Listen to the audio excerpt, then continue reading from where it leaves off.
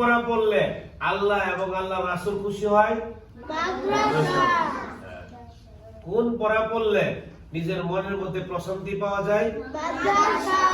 তোমাকে শুধু না, তুমি যখন কোরআনে হাফেজ হবা, হাফেজে আমলদার হবা, তাহলে তোমার আত্মীয় স্বজনের মধ্যে এমন 14 জন যাদের উপর জাহান্নাম ফরজ হয়ে গেছে, নিশ্চিত জাহান্নামে যাবে, এমন 14 জনকে তুমি সুপারিশ করে জান্নাতে নিয়ে যেতে পারবা।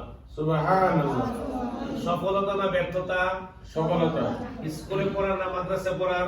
মাদ্রাসা। কোনখানে পড়ার?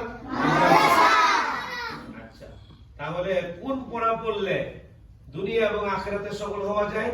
মাদ্রাসা। মাদ্রাসায়। কোন পড়া পড়লে আল্লাহ এবং আল্লাহ রাসূল খুশি হয়? মাদ্রাসা। কোন পড়া পড়লে নিজের মনের মধ্যে প্রশান্তি পাওয়া যায়? মাদ্রাসা।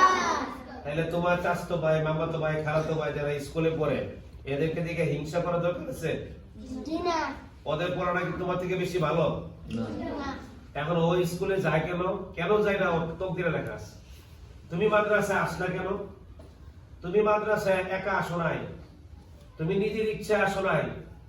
হাদিস শরীফে আছে, মাইয়ুরিদিল্লাহু খায়রান ইউফাক্কিহু ফিদ্দীন। আল্লাহ পাক যাকে দ্বীনের ইলম দান করার ইচ্ছা প্রকাশ করেন, তাকে ধৈর্য মাদ্রাসায় নিয়ে আসেন।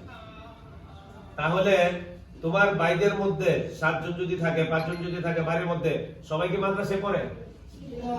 তাহলে সবার মধ্য থেকে তোমাকে বাছাই করছে কে? আল্লাহ। সুবহানাল্লাহ বলো। সুবহানাল্লাহ। এই লটারির টিকিটটা পাইলো কে? তুমি পাইছো। কেন? তোমার তকদিরে আল্লাহ লিখে রাখছে, তোমাকে আল্লাহ পছন্দ করছে। তাহলে আমরা ভালো করে পড়াশোনা করব,